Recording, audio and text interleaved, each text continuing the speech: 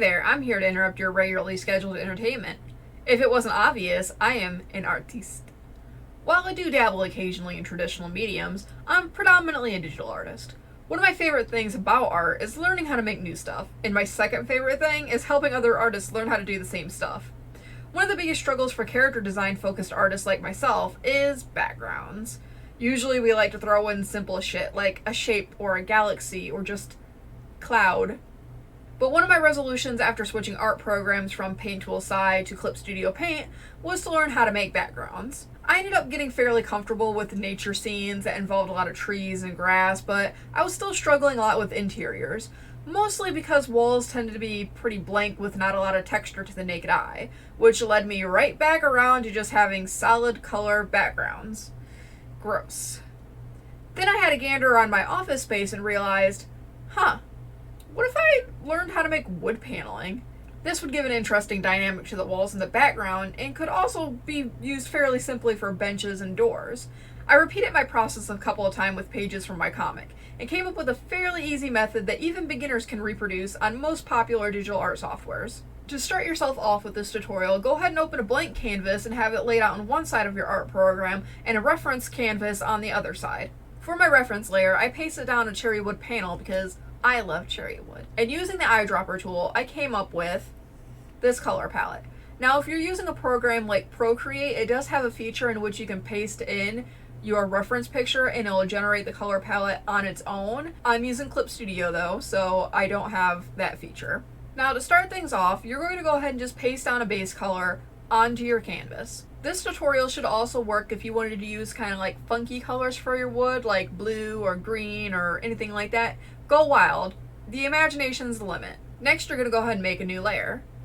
Next, you're going to use a textured brush. Mine's called Tone Scraping. It has a bunch of little dots, and then you're just going to adjust the size and density of your brush here, and then you're going to paint streaks up and down, side to side, or diagonal, whatever way you want your paneling to lay out. You are going to alternate between these colors that you have picked out from your reference.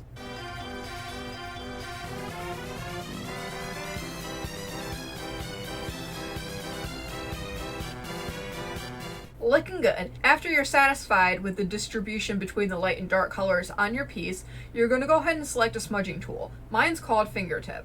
Using the smudging tool, you're now going to swipe through these colors in the same direction that you laid them down.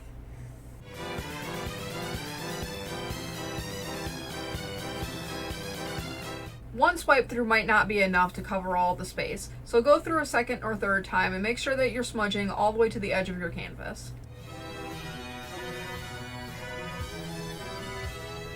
A second technique that you can use if your art software has it is a blur function. So going filter, blur, motion blur, you're going to adjust the strength and angle until you get it facing a direction that you want your paneling to lay out. This is just a matter of preference on if you want to use this method or the other method, depending on what you want your wood grain to look like. Wonderful. Next, you're going to go ahead and make another new layer. I recommend using a dark color from your color palette here. Now you're going to make straight lines across your canvas in the direction that you want your paneling to lay out. There's two methods in which you can make straight lines on Clip Studio Paint. You can either click the straight line function here on your toolbar, or you can click once, hold shift, and drag. This method works with any of your brushes on Clip Studio. It's a really handy little keyboard shortcut. Gotta draw fast. How to make a straight line using any brush on Clip Studio Paint. Click once, hold shift, and drag. Works with any of your brushes. Wow! Wow! Wow! Work smarter, not harder. Shortcuts are your friend. After you finish making lines in the first direction, you're going to go ahead and make another new layer and do the same exact process in the opposite direction. As such, since I started vertical, we're going to go horizontal. If you don't want to draw in the lines, you can just duplicate the previous line layer, Control T to open up the transform feature, and just rotate it by 90 degrees. Depending on the size of your canvas, you might need to duplicate this layer just to get enough. Once your canvas looks sort of something like this, you're going to go ahead and use this magic wand tool and select every other vertical column. And then from there, you're going to erase the lines in order to get some paneling. Repeat the process on the vertical columns that you didn't select the first time. When you have a paneled look you're happy with, go ahead and combine those first 2 line layers and then duplicate that now singular combined layer. Go ahead and hide that second duplicated layer for now, and using the first duplicated layer, you're going to use a layer option that makes things darker, like multiply, color burn, or linear burn. Now set the opacity to something significantly fainter than 100%. I like to go to at least like 50, maybe 25, depending on the look I'm going for. Feel free to play around with the opacity until you get it to a faintness level that you like. Now, turning on that second layer that you had duplicated previously, you're going to go ahead and select a layer option that makes things lighter, such as screen or add glow.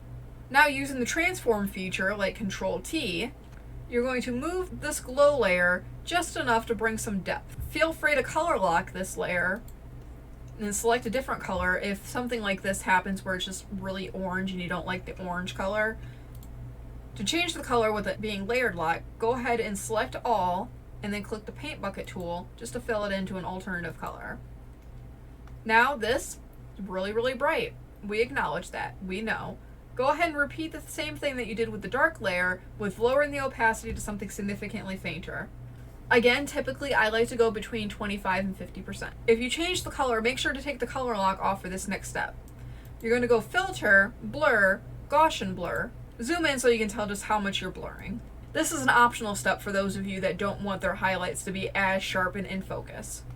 Next, I selected the entirety of the dark layer, and I'm just going to subtract these lines from the glow layer just so that it doesn't overlap. If you've gotten this far, you're doing great. Next step is just to add highlights and shading as desired.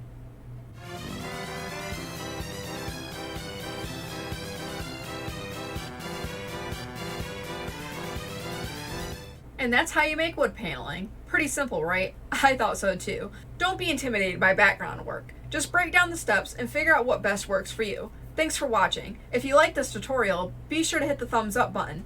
If you want to see more videos like this in the future, consider subscribing and turning on the bell for notifications for when I post. If you want to know how I make something else, go ahead and leave a comment on this video and I'll try to write up a tutorial on how I do things. This video was brought to you by Patreon. Thank you so much to Brigid Bree for subscribing. If you want to support me on Patreon, check out the link in the description. Patreon tiers start as little as $1 a month. Thank you for watching. This is Minji signing off. Until next time.